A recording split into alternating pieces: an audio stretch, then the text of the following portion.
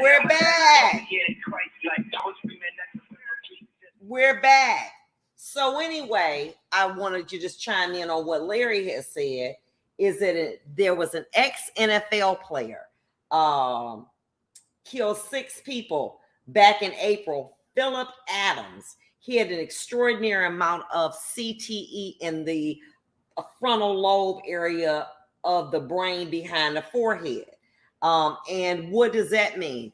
Frontal lobe damage is associated with violent, impulsive, or explosive behavior, i.e., a short fuse, and lack of self-control, according to Dr. Anna McKee, director of Boston University CTE Center, said in the statement.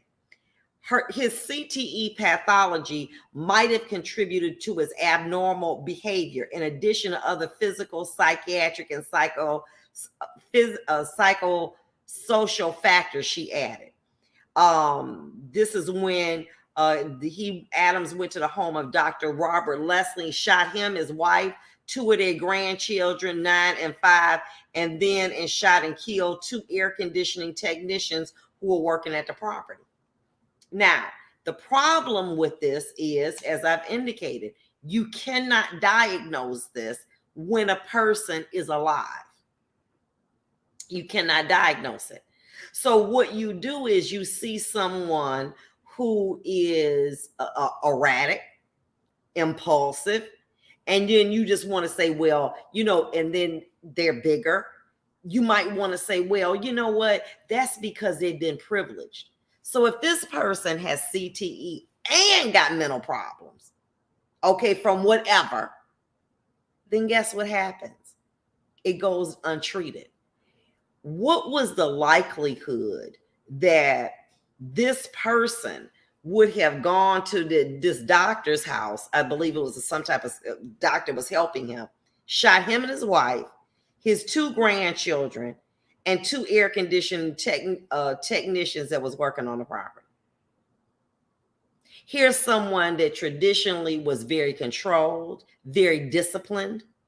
And what happens is that they love it. And so what they're willing to do is to hide the pain, to just go out there, and once they do what they do, it seems to go away. It's like a high when they get there. Like many artists, people who are artistically inclined may hide the symptoms of mental illness because they love their craft so much. We see it all the time. People who may be suffering from alcoholism, but they show up to work, they love it until something happens and they explode. And then we say, well, what happened? What's going on? But damn, think about it. If you get hit that many times, Larry made a valid point. Well, we didn't know about this before. But just think, they didn't even have, many times back in the 50s and the 60s, they didn't have the type of padding and the helmets that was necessary.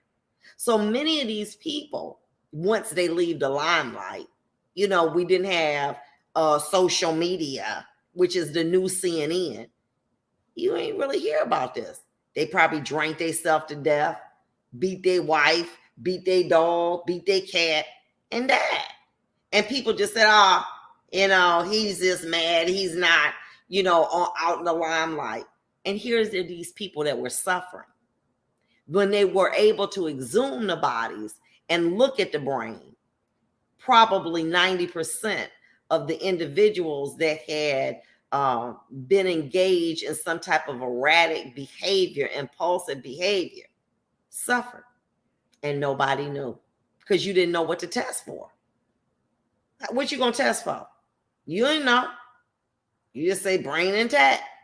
So now there are techniques that we have to be able to look at the brain tissue, especially the frontal lobe, to be able to determine if somebody is suffering or not. And so, now science has kind of caught up a little bit. But what we need to be able to do, obviously, is how do we how can we be able to somehow assess this, you know, without taking the brain out, looking at the lobe? Like maybe is there some type of you know, blood test or something that can be done that says, well, if this person has more of whatever, they may be more prone to have it. Hopefully that's going to happen. But what it is that, you know, football is like apple pie. It's all American, baby. You can't get no better than that. It's all American. And then when people are angry, don't bring that science in here. You know, we want to entertainment.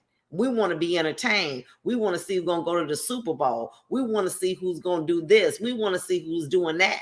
They're not concerned about somebody's health issues, because that's secondary to what they're doing. They're more concerned about making touchdowns, scoring football touchdowns, different things like that. That's what they're concerned about.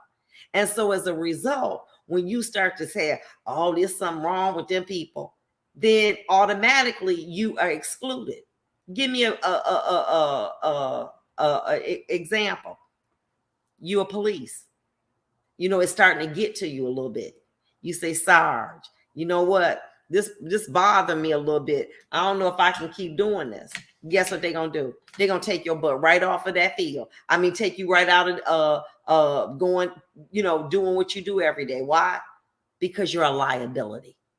And if you tell that you have a problem or you're suffering, you become a liability and you lose your livelihood. You lose your passion. You lose your dream. So what do? Self-medicate. Don't tell nobody. Let me tell you, I have heard of people that have tried to self-medicate so badly that, you know, they will, you know, soak alcohol and put it in their body just so that they can be able to get the relief from alcohol so that they can be able to function every day. But if they go and they tell somebody, I got this problem, man. You know what I'm saying? I don't know how I stumbled into it, but it's there. I be depressed. I just can't get up. You know what I'm saying? You know, I'm sorry, whatever. We don't want to hear about that.